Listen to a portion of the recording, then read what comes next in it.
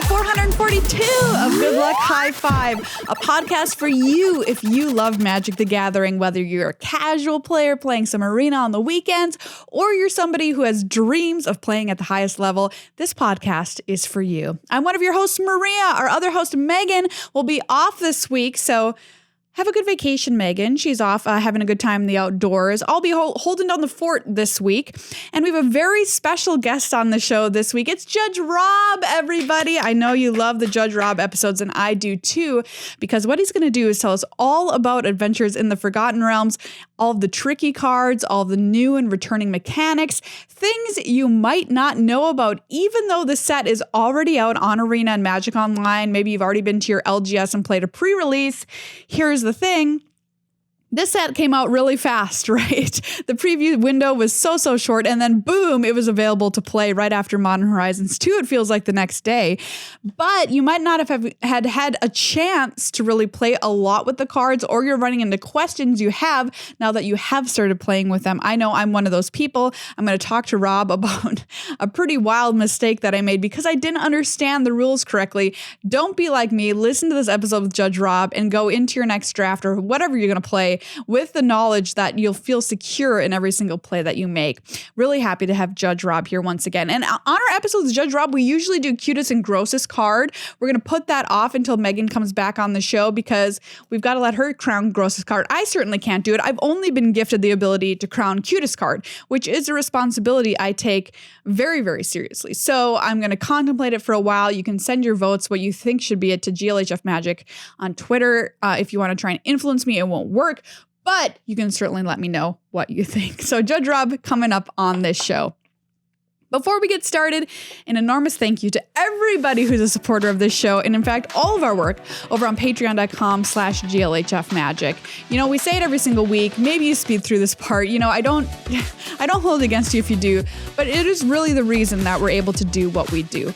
You know, with the cutting of tournaments for hosting and for Megan text coverage and stuff this year, it's been really, really tough through the pandemic and then now coming out of it to make ends meet as a content creator. So I'm just being real with you. Like, we don't have a lot of opportunities to earn money outside of our podcast anymore.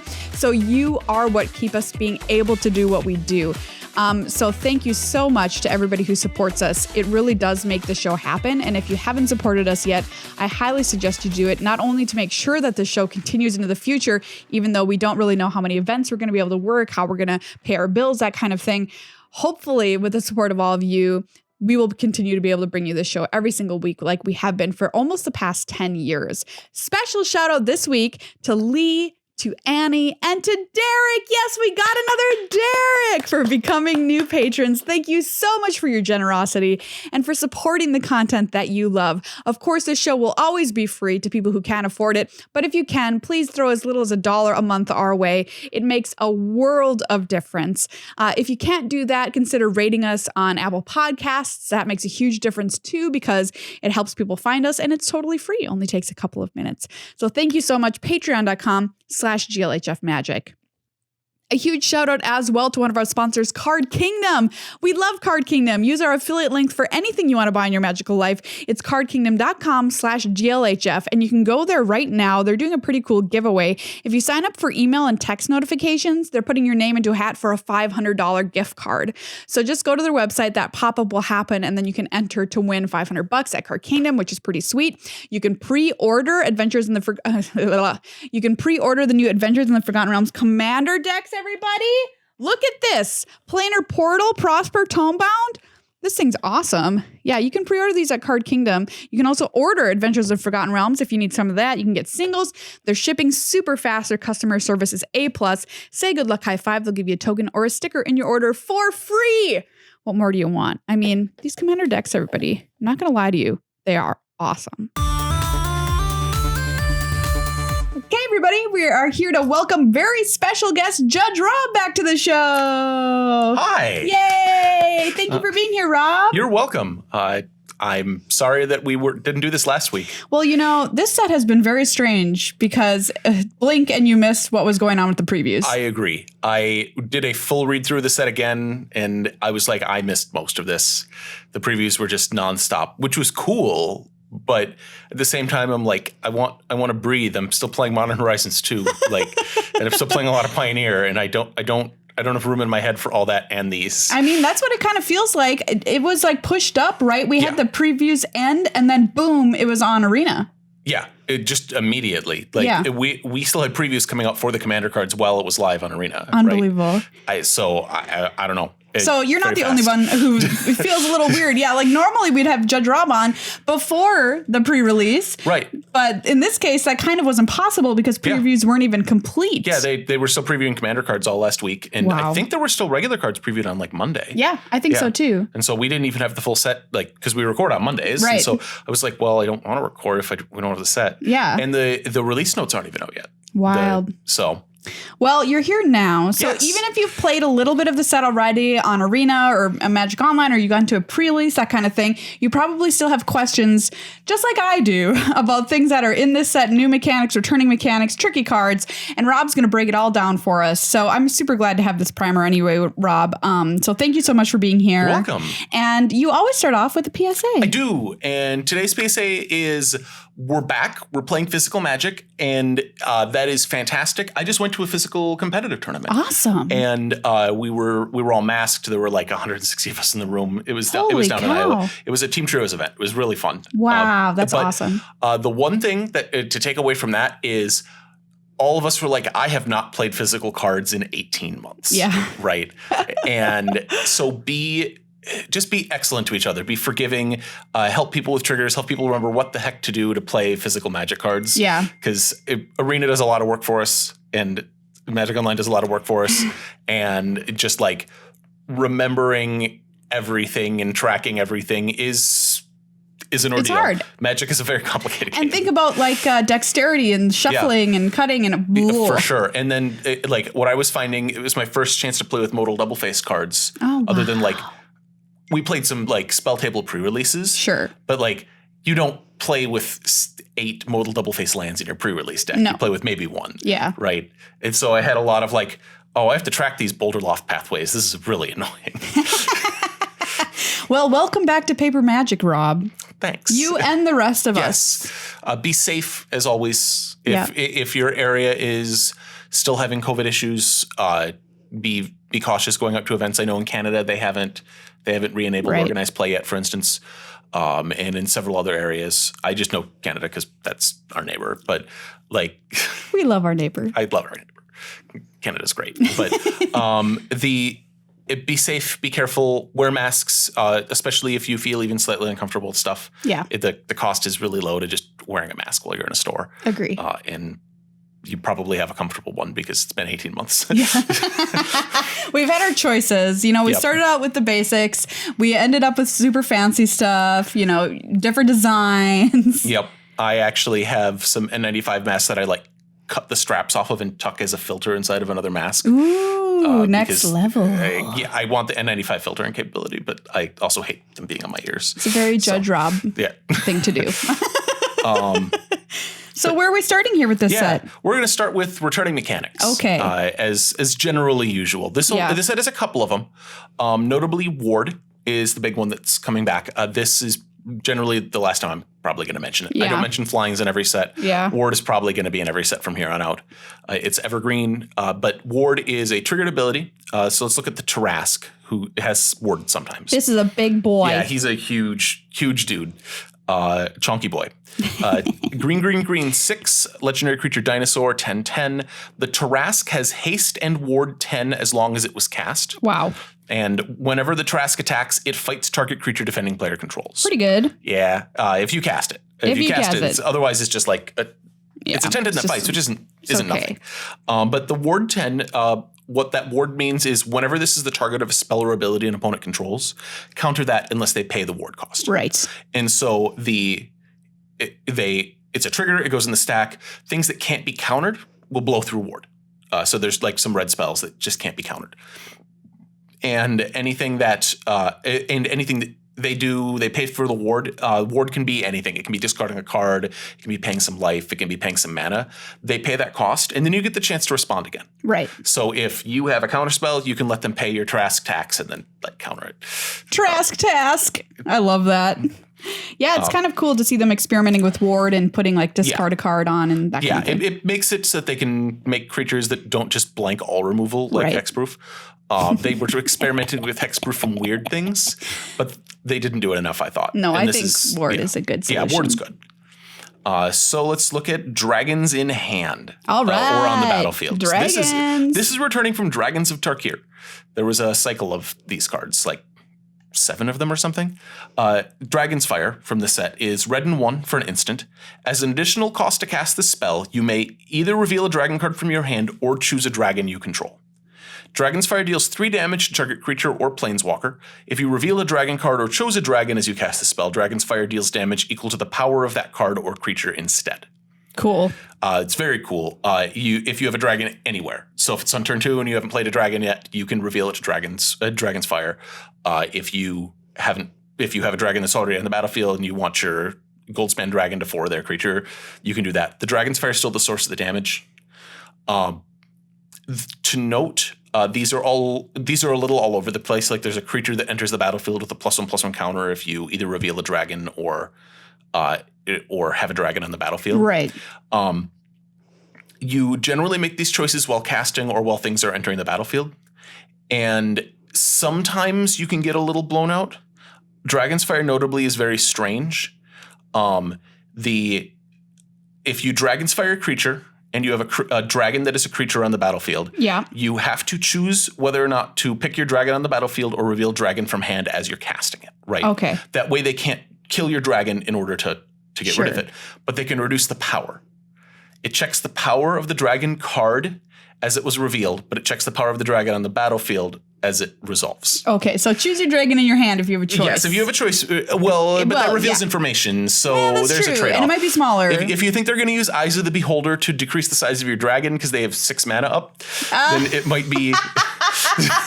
brutal. They might get you. It's going to be unusual for them to be able to do so, but like there are cards that reduce power in the set, and then you lock in how much damage you're dealing at different times based on what they are. I love it. So let's jump to new mechanics. Because that was pretty much it. There's a lot of little weird returning stuff, but like otherwise, we're rolling dice finally. Yay! In Black Border. I've got to say, Rob, I played with this set a bunch and I love it. I haven't yet, so I'm really interested. So the rolling dice, does that like it adds a bunch of variance to these cards, right? Yeah. Mm-hmm. Is that fun? I think so. Okay. I think it's good. You know what? I don't know the answer to that. Okay, fair. As far as like constructed or anything goes, but it's just fun for me. Even if I don't hit, I'm just like, oh, that was fun. I rolled the dice. I'm a simple person to please. Just need to roll a d20. That's fair. But honestly, they don't make it horrible for you, right? Right. Everything has like a floor except for treasure chest, I think. Correct. So like there's not very many like critical failures. Right. You can't get blown up too much by your own dice rolls. I'm going to look at Wizard Spellbook, which is a blue 5 artifact. It's a blue artifact. If you are coming back to Magic from a long time away because Forgotten Realms is drawing you back in, there are colored artifacts now in every set, which is great. Tap, exile target instant or sorcery card from a graveyard, roll a d20. Activate only as a sorcery. And then it has a table of results. On a 1 through 9, you copy that card, you may cast the copy. On a 10 through 19, copy that card. You may cast the copy by paying 1 a mana rather than paying its mana cost. Yep. Or on a 20, copy each card exiled with Wizard Spellbook. You may cast any number of the copies without paying their mana costs. Okay. And so Wizard Spellbook, you roll a d20. There aren't things that modify the numbers from die rolls, except for a couple of cards that sometimes reduce their own numbers. What about, there's some cards that let you roll 2 and take the better result. Yeah, there's ones that give you, in D&D terms, that's advantage, which is roll 2 and then pick 1, or disadvantage is roll 2 and take the worst. Right. And there are cards that let you do that let you roll additional. Those are still for things that count dice rolls. Those are 1 roll, basically. Yeah. So I was actually, my next thing down in my notes, there's actually it's a little bit down here. I'm just going to skip down to my individual cards. Like Brazen Dwarf is a 1/3 for red and 1. It's a dwarf shaman that says whenever you roll 1 or more dice, Brazen Dwarf deals 1 damage to each opponent. Okay. So like the Wizard Spellbook, you activate it. you target your thing, you exile it and roll a die. Even if you have there's a fairy that grants advantage, you're rolling 2 dice. Brazen Dwarf only triggers once. Right. Because they are all templated where whenever you roll 1 or more. Yep. And even if Wizard Spellbook instructed you to roll 2 dice, it would only trigger once. Because of that. But even if it said whenever you roll a dice, it'd get a little wonky because it replaces rolling 1 with rolling 2 and choosing. So Wizards is good about printing cards that don't destroy their own text. This is kind of wild. If you get a 20 off this, you just get to do it for as many times as you've already done it. Yes. Right. And without paying their mana cost. Sick. Like it's you roll a 20 and then you just go hog wild. It better be good because it costs 7 mana. Yeah. You better set it off at least a few times before you get that 20. Well, you still get to pay the 1 without paying its mana cost. So you don't pay anything for that 1 spell that you exiled, which is still, it's not the worst thing to do is to tap and cast into the graveyard for free. The other thing with rolling dice is a lot of them are on the resolution of a spell or ability. You don't generally roll as a cost for anything or as a part of a mode. You roll as part of the resolution. Okay. So Wizard Spellbook here, if you tap and target something and they exile it in response, put it on the bottom of your library or exile it and get it out of your graveyard, the ability doesn't resolve, right? Because its target's gone. Mm-hmm. That means you don't roll a die and you won't trigger Brazen Dwarf. Sad. Yeah. Hashtag sad. Yep. So look at what the ability's if they target or not. And it'll roll when it resolves, basically. How do you feel about Venture, Rob? I think Venture is... I really want to play with it. It's very, very hard to evaluate on any axis because it's an entirely unique mechanic. So strange, isn't it? I don't even want to say it's complicated in that, rules-wise, it's not complicated. Yeah. It's just take this action, and this action does a largely random thing, right? But it's cool. It's space that they've never really explored, which is having external cards which do a bunch of stuff in black border. Yeah. Right. And because of the nature of it, if they go back to Zendikar and add another dungeon, or they go to Dragonlance instead of the Forgotten Realms and add some dungeons, it'll change all these cards forever, and they might have to make rules about standard legal venture dungeons. Yeah, to venture that's into true. It might get a little weird. Yeah. So I'm excited to see where they go with it. This is very fertile design space because they've never touched anything close to it. But let's talk about what venturing is. Yeah. So Nadar Selfless Paladin here is a 3/3 legendary creature dragon knight for white and 2. Has vigilance, and when it enters the battlefield or attacks, venture into the dungeon. And other creatures you control get +1/+1 as long as you've completed a dungeon. I love it. Very powerful. So entering the dungeon is a keyword action. Things will instruct you to do it as a part of something else resolving. And when you do that, when you venture into the dungeon, if you haven't already started a dungeon, you pick one of the 3. The 3 dungeons are the Dungeon of the Mad Mage, the Lost Mine of Delver, and the Tomb of Annihilation. Yeah. And so when you venture into the dungeon, for the first time, you pick one, you do the first room, and then from then on, you're locked into that dungeon until you complete it. Anytime from then on you venture into the dungeon, you move your token down into whatever room you want that's on the thing. It's really clear. It's just like walking a flowchart. So cool. And then you do the triggered ability from it. They all have a when you enter this room, do a thing. And then when you get to the final room of the dungeon, you do the last trigger, you complete the dungeon, and that dungeon goes away. Yeah. Then the next time that you venture after that, you get to choose to enter either the same dungeon or a different dungeon. Keep track of completed dungeons, because there are things that care about how many dungeons you've completed.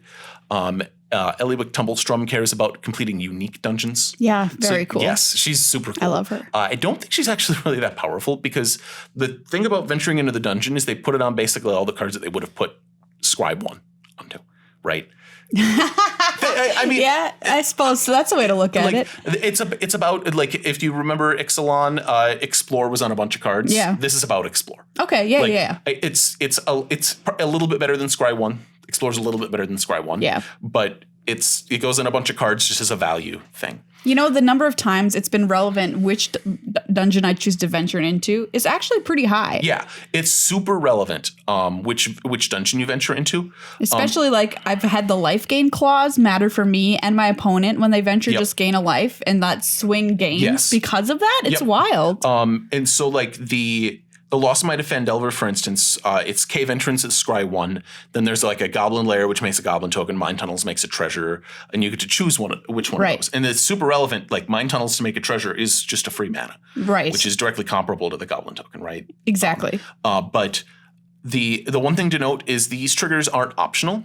They generally don't have maze on them.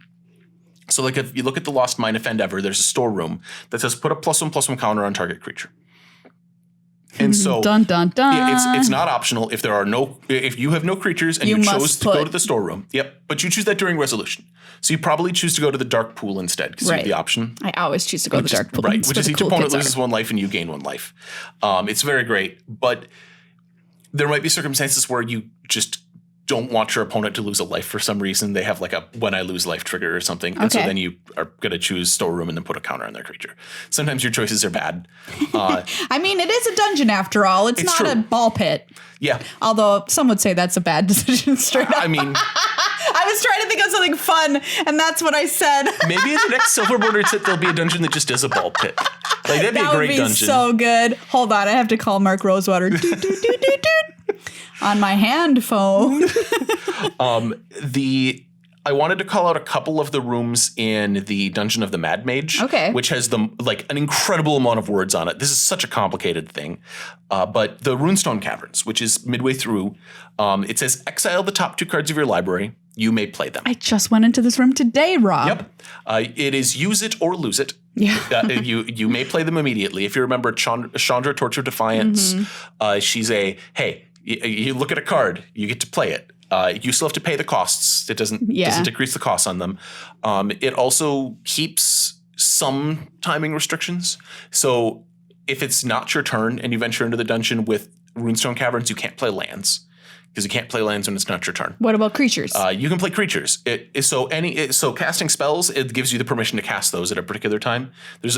Can't trumps can though. There's a rule that says you can't ever take the play a land action when it's not on your turn. Can't trumps can. Yeah. If something explicitly says you can't do something, wow. it beats can.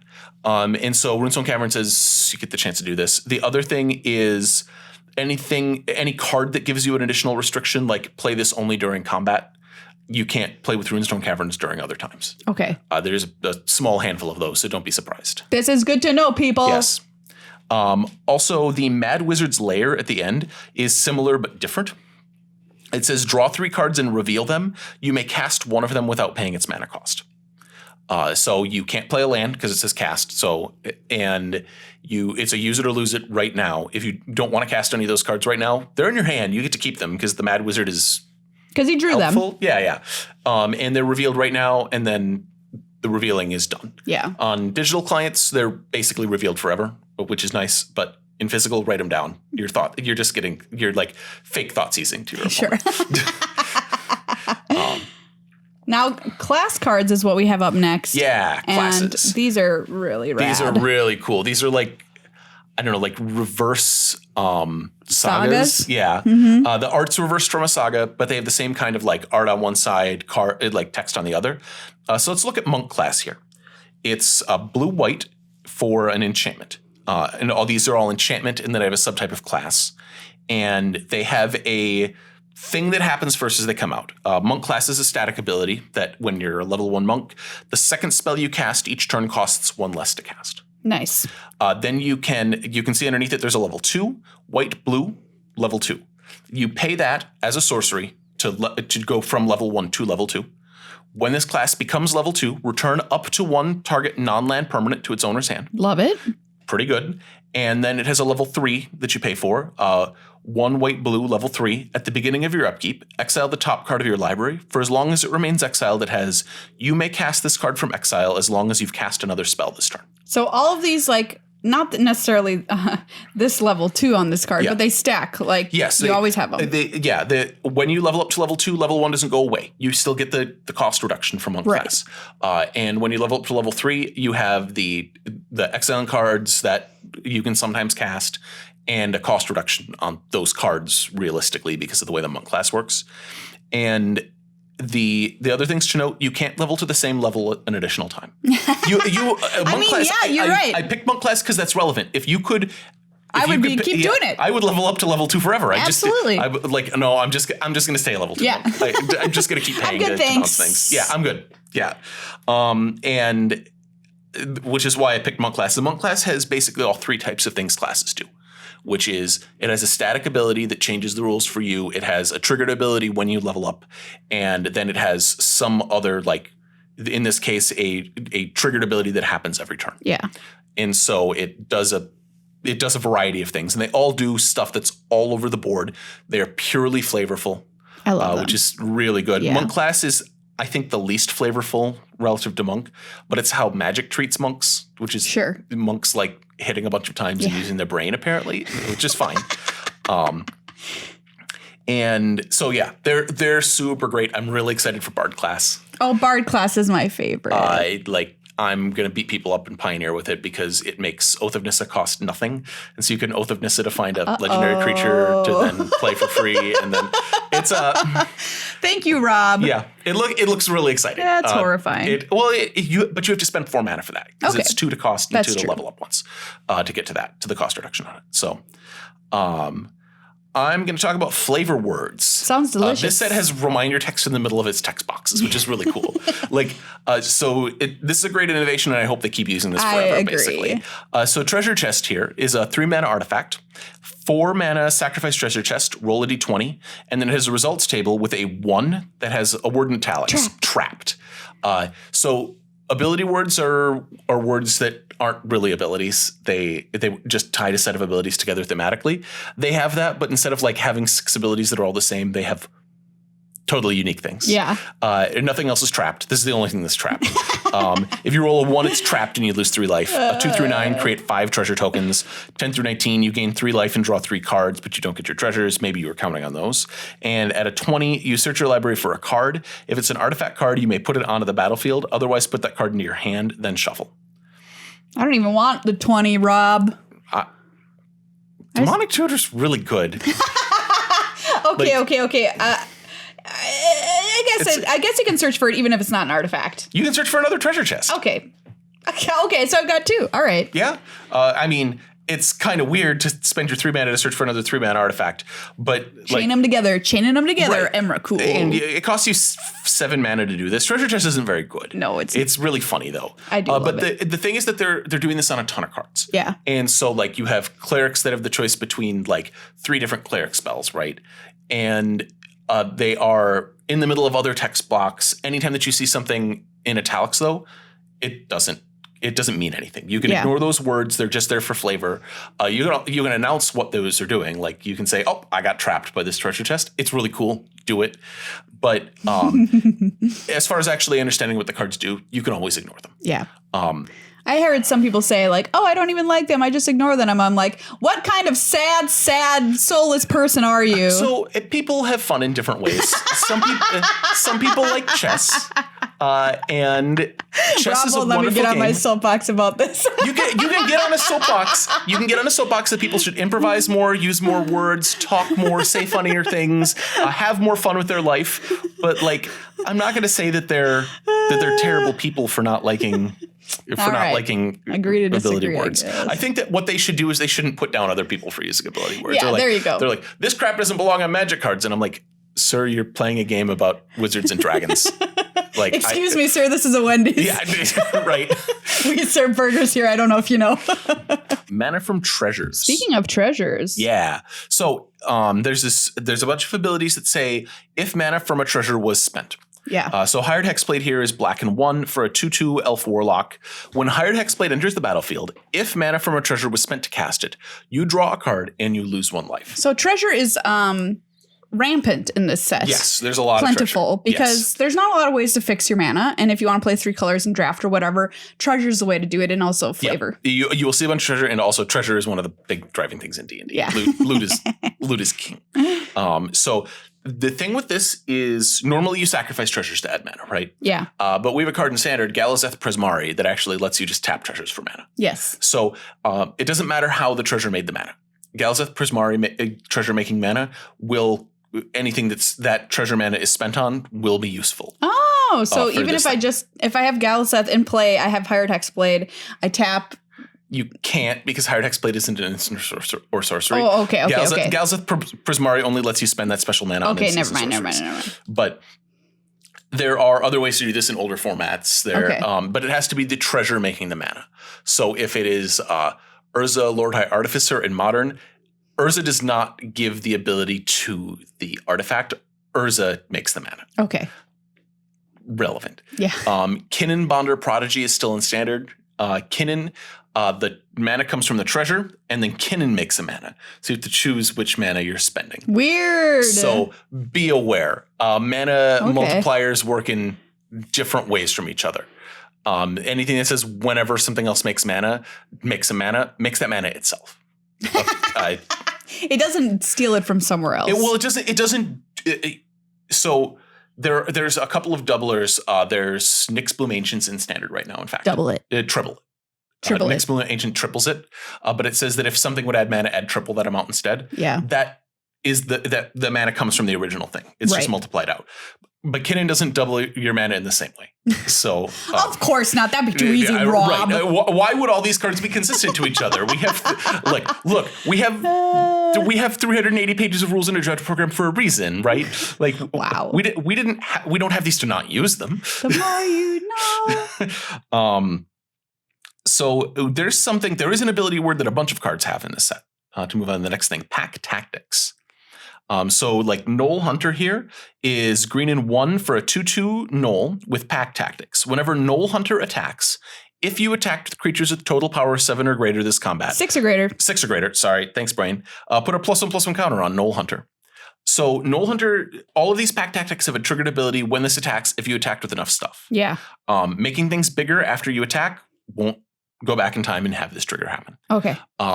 Putting things onto the battlefield attacking won't trigger this because they didn't attack. Attacking was declared as an attacker during the attack step. They never moved from not attacking to attacking. They've always been attacking. And so this won't trigger it. Those won't trigger it, and they won't retroactively trigger other stuff. We've always been attacking East Eurasia. Yep. This is relevant because Winota's still in Standard too, and she puts things onto the battlefield tapped and attacking. Yep. So it's a thing.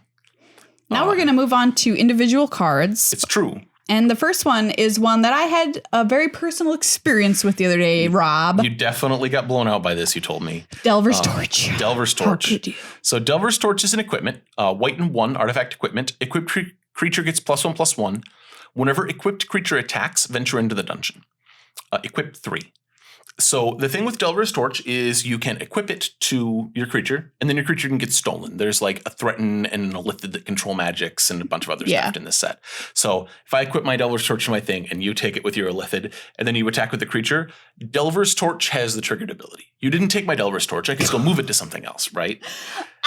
And so the Delver's Torch is attached to your creature. Your creature attacks. I trigger the Delver's Torch, and I venture into the dungeon. Yes, this is what happened to me, everybody. Do not be like me. Do not let this happen to you. This can all happen in the common slot in this set, I believe. I think that there's like a 5-mana common threaten. Yeah, there is. Yep. Yeah. So.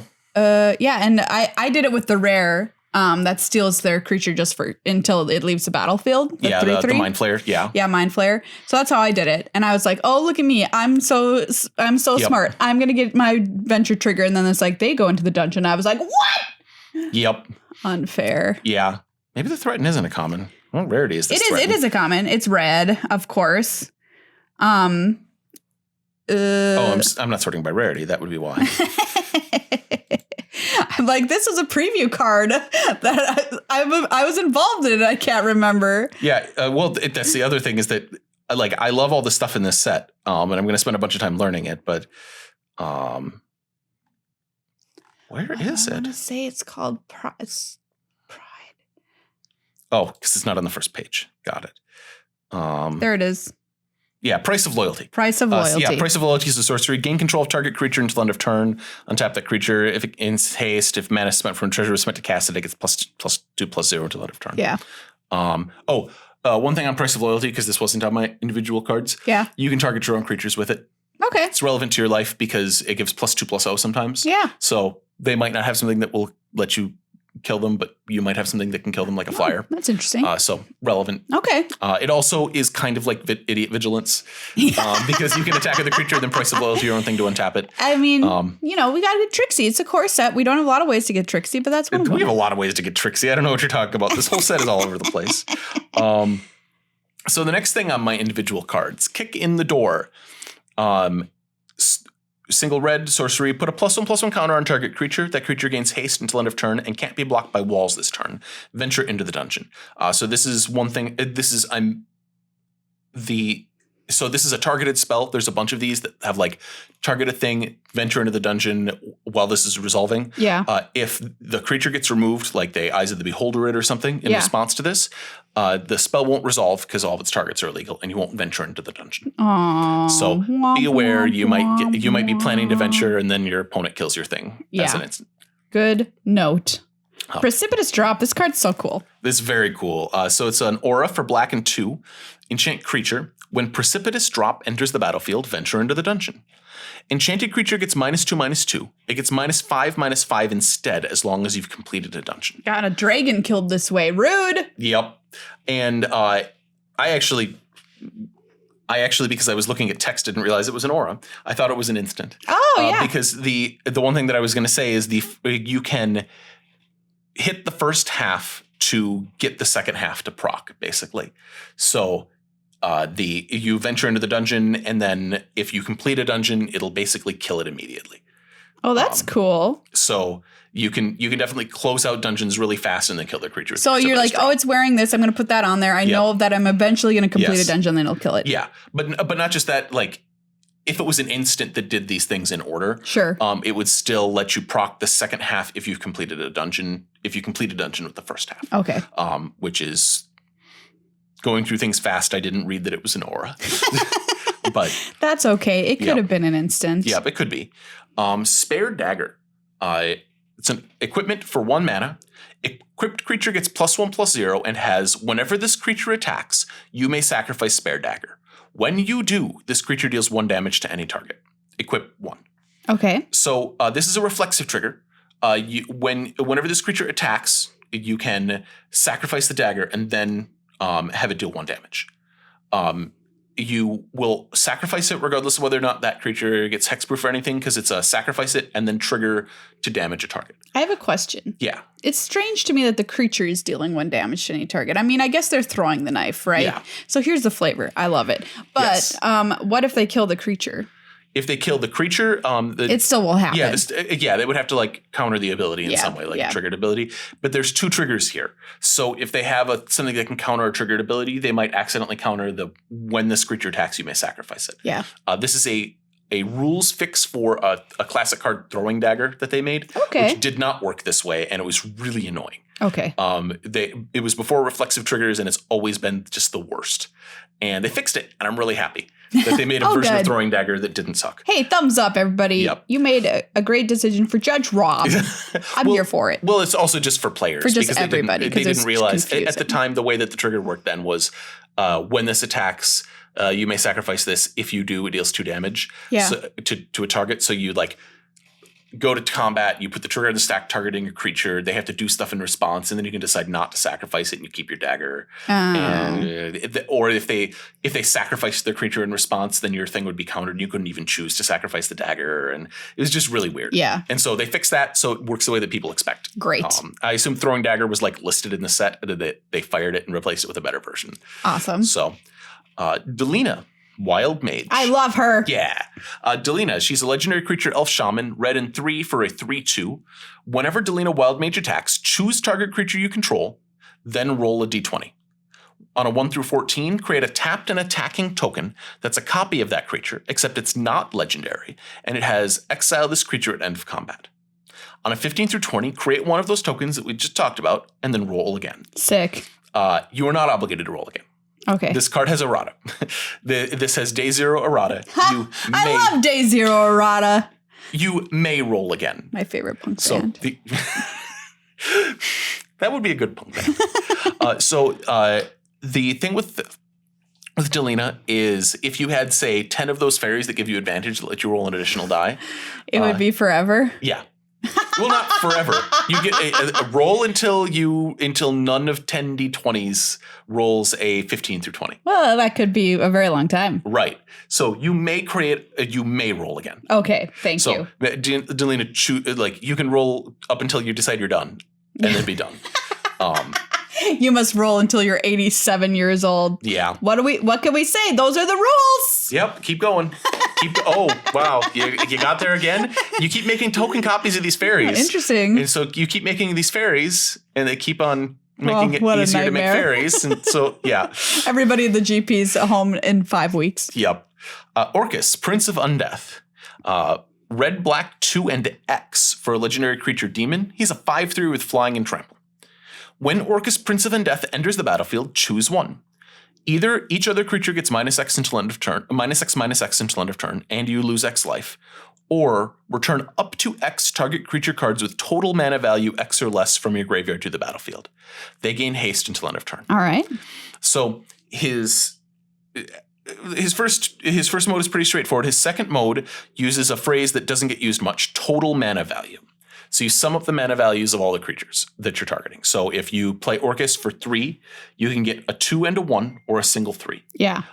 He also lets you choose up to X total targets. So if you choose 3, you could choose a 1, a 1, and a 1, but you couldn't choose a 1, a 1, a 1, and a 0. Okay. Because you can only get as many as his number is. Okay. It's a very weird It's template. very strange. It's to avoid, Protean Hulk doesn't have some of these limitations, and that card is dumb. Oh gosh, I love this card, Master of Flowers. Grandmaster of Flowers. I am really excited and confused and feel like this is a flashback to D&D Dungeons and Dragons, the original books. I don't know why he doesn't have any flowers in his art. He has a lot of golden birds. Because flowers doesn't. So it isn't that he likes flowers. It's that flowers is a title amongst monks. Oh, wait, what? Yeah. Welcome to D&D first edition, when you had class caps based on your race. Okay. And there were weird class caps. There was only one level 20 druid in the world. And so when you and there were 2 level 19s and 4 level 18s and stuff. And so when you got to a high enough level, you had to deal with the fact that druid advancement is capped by the numbers that were allowed in the world. And the highest level monks had a similar kind of progression, and the highest level monk was called the Grand Master of Flowers. It didn't have anything to do with flowers. It was just a title. But why? Why was it flat? Why weren't they the Grand Master of Toilet Paper? Look, dwarves only had 16 total character levels they could have. I don't understand any of it. And dwarves couldn't be monks anyway, so it didn't matter. But you had. Oh, that's too bad. What if a dwarf wanted to be a monk? There were some issues with race class combinations yes. in First Dungeons and Dragons. It wasn't as enlightened as nowadays, where anybody can be anything they want to be. If you want to be a billionaire, go right ahead. You can be a billionaire. Wait, sorry, no, billionaires are bad. But Grandmaster of Flowers here. Grandmaster of Flowers is one of our planeswalkers. White 2, legendary planeswalker Bahamut. As long as Grandmaster of Flowers has 7 or more loyalty counters on him, he's a 7/7 dragon god creature with flying and indestructible. +1, target creature without first strike, double strike, or vigilance can't attack or block until your next turn. Different +1, search your library and or graveyard for a card named Monk of the Open Hand, reveal it, and put it into your hand. If you search your library this way, shuffle. So the +1s are fairly straightforward. We care about the static ability on this guy. Yeah. So once Grandmaster of Flowers gets to 7 loyalty, he becomes a creature. 1,000 years later. Yeah, a million years, he stops being a creature, or stops being a planeswalker. Okay. He's a creature with 2 loyalty abilities, because he doesn't lose his abilities. Wait, can I still plus him and stuff? Yeah, you can still totally plus him. What? He stops being a planeswalker, which means that if they lightning strike him, he doesn't lose loyalty anymore. So it really doesn't mean anything. No, it totally means things. You can plus these, he just gets one of these every turn. Being limited to activations. But they can't attack him. Yeah, they can't attack him anymore. Oh. He's a 7/7 flying indestructible. It's like he ultimated, except he gets to stick around. Wow. And so we've seen this before. Sarkin the Masterless, Sarkin the Jet Aircraft. I forget what his actual name is. The one from Khans of Tarkir. Sarkin, the one that becomes a dragon and stuff. They all kind of become dragons, honestly. Yeah, but like, that's true. There's the one that makes all your planeswalkers into dragons. Yeah, that's what makes I was them thinking stop of. being creatures. Yeah. So this is the same thing. If you've never seen that before, this is a weird ability. And you'll be shocked when your opponent just stops having a planeswalker and you try to lightning strike it and it doesn't remove counters. And you'd be like, but how do I kill it? And the answer is probably have a way to exile it because it's a 7/7 flying indestructible. Yeah. You lose. Yep. I actually really wish that this was the way that they went. So aside, I don't know why they made their choices about what things are what in this set. Like, why are Morden, Kanan, and 2 gods planeswalkers? I don't know. Why is Tiamat just a creature? I don't know. I don't know. Yeah, I genuinely don't understand why they made those choices, because like Bahamut being a planeswalker that's secretly like in disguise as a monk, cool. I really like that. That's great. Because this is a person from the D&D lore. Yeah, this is a job from the D&D lore. A job. Okay. But yeah, he's Bahamut in disguise as the head of the monks. Okay. And so Bahamut is a character. He's the god of good dragons. Oh, I see. And so then Tiamat's the god of evil dragons. And they made her a 5-color non-planeswalker. The god of medium dragons, neither good nor bad. So wow, I did not think this was going to have an answer. in Dragonlance, there are a panoply of random gods and dragons, which is what I'm more familiar with in Forgotten Realms. All of the dragons are traditionally either good or evil in Forgotten Realms. So you either align with Bahamut or Tiamat. Okay. In Dragonlance, it's a mess because everything's all over the place. And it's fun. I really like Dragonlance. Margaret Weis and Tracy Hickman are some of my favorite authors. But I'm learning so much today. I like classic D&D stuff a lot, so I'm really excited for this set. I do like Volo. Yeah, Volo is really neat. He's our next card we're talking about. Blue, green, and 2 for a legendary creature, human wizard. He's a 3/2. Whenever you cast a creature spell that doesn't share a creature type with a creature you control or a creature card in your graveyard, copy that spell. And then it reminds you a copy of a creature spell becomes a token. So some things about Volo. If your creature spell has a target, it retains its target. You can't change it. Mutate. Sure. So if you mutate onto something and your mutate thing doesn't match your graveyard, you get a second mutation, which generally means you get 3 mutate triggers. Wow, that's cool. It's pretty cool. It's really nice. Yeah. Wow. Be aware that he's weird. Also, if your creature spell that you're casting doesn't have any types, you will make a copy of it, regardless of what anything else is. I mean, that's so cool, and I want to do it. Yeah. I also want to call it this art and the angle that they've painted Volo at, like looking up at him. You're a little kid. Yeah, and he's telling you the story in the tavern, and I just think it's so great. Yeah, and he's pointing up at the whatever the heck is on that wall. Yeah. Because I'm not sure from this angle exactly what he's pointing at. Thumbs up for Zoltan for this painting. Yeah, I think it's so unique. Yeah, Zoltan Boros did a great job. It's a really good use of perspective to tell you a story about what is going on. Zorn. So Zorn is a elemental for red and 2. It's a 3/2. It says if you would create 1 or more treasure tokens, instead create those tokens plus an additional treasure token. Nice. It gives you +1 treasures. An extra Zorn gives you an additional +1 treasure, so it gives you 3 treasures, right? Couple things to note. Mimic is a non-token treasure. Okay. If you make a token copy of Mimic, you get a regular treasure in addition to the Mimic.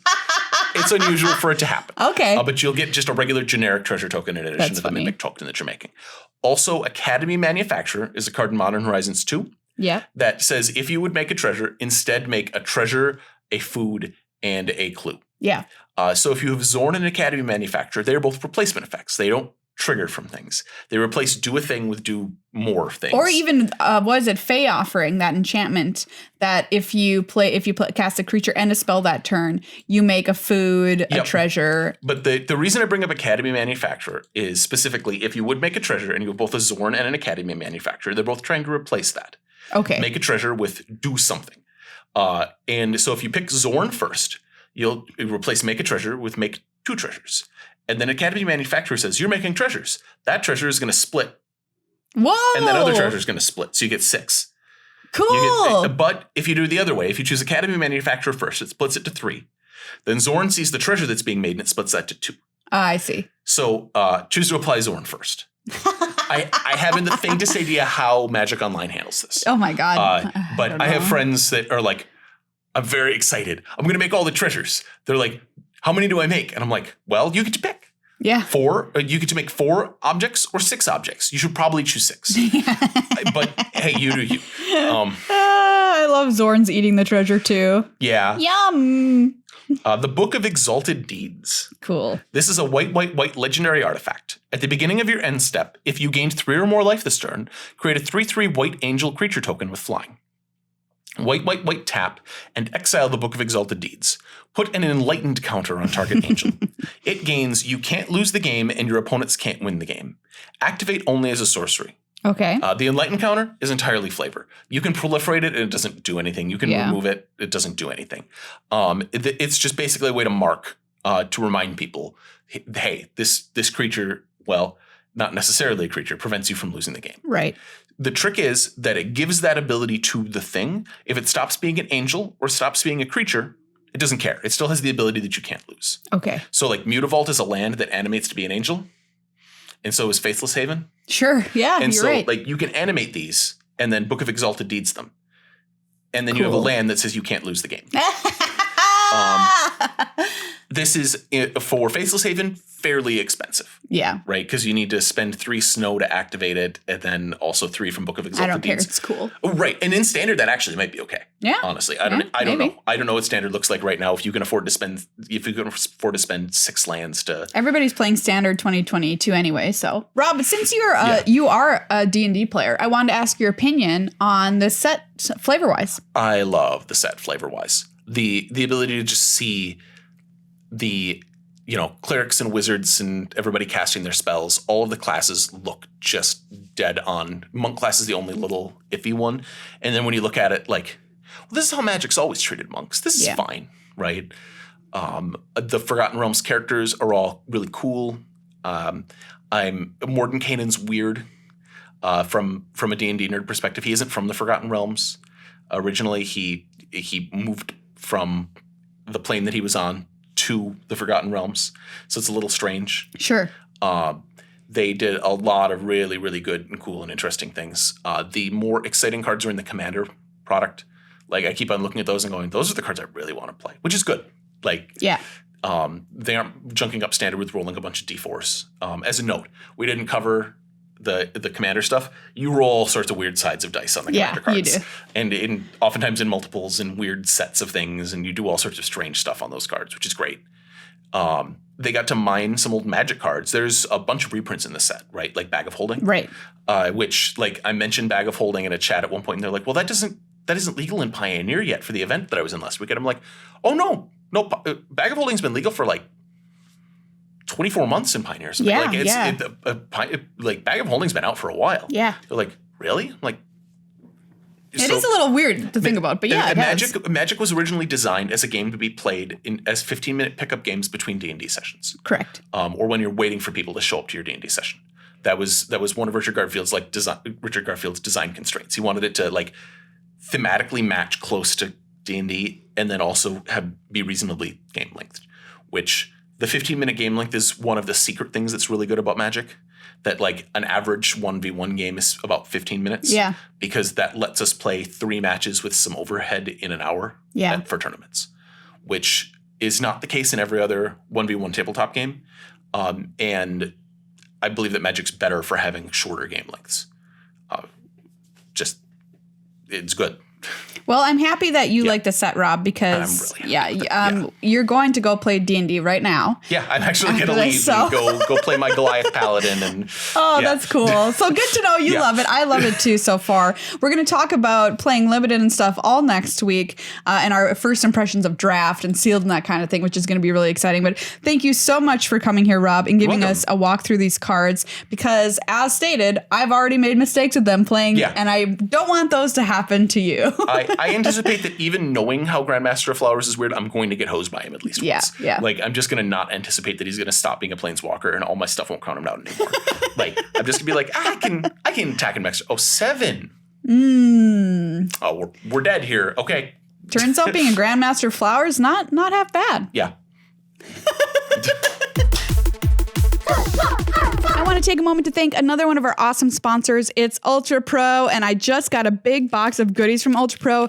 It's my favorite day of the week, everyone, when that happens. I guess the month. I don't know. They send them a lot. And check this out. I've got here Grandmaster of Flowers, which, as we know, I learned a lot about on the podcast today.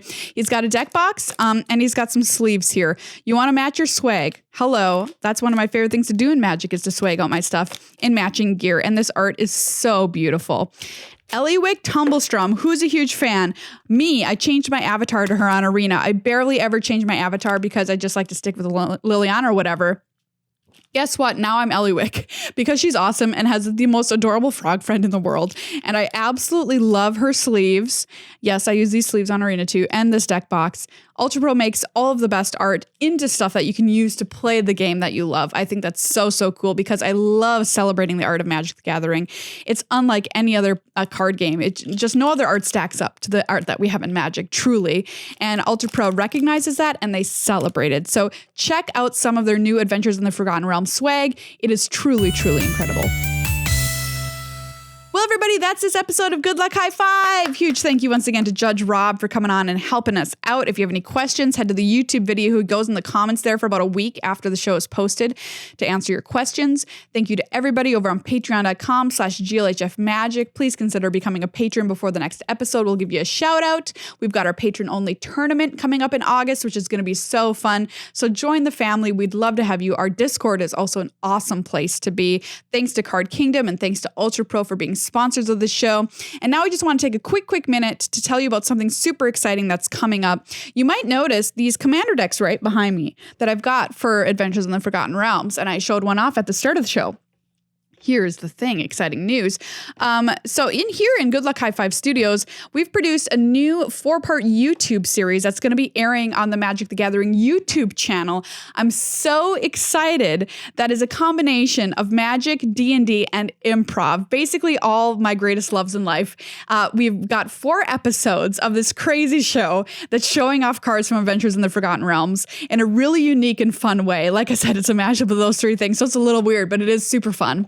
4 episodes. Megan is a guest star in one of them. I'm in them because it's my local improv group, The Bearded Company, who puts it on. I'm so excited for you to see these episodes. Megan's episode is so awesome and super, super funny. I don't want to tell you anything more because I want to save it for when you see them. But if you're not a sub of the Magic the Gathering YouTube channel, go over there, subscribe, ring the bell so you get notified, or watch us on Twitter at glhfmagic, and we'll announce when the series is coming out. You can also follow me, Miss Maria Pants. I'll be tweeting up a storm about it. I'm so excited for this unique and new and creative way to show off Magic, D&D, and improv with you. So yeah, stay tuned for more information about that. But just watch social media so you don't miss it when it comes out, because I'm so excited to tell you about it. It was filmed right here in our studio and really, really excited to bring it to you. So watch out for that. Yeah, next week we're going to be talking about Limited, all of our experiences playing Adventures in the Forgotten Realms for the first time. Thank you so much for watching, everybody. Thank you so much for listening. However you consume this show, coming out of your cat's mouth, your dog's butt, your bird's antenna, any of those ways. I'm happy that you listen. Thank you so much. See you next week.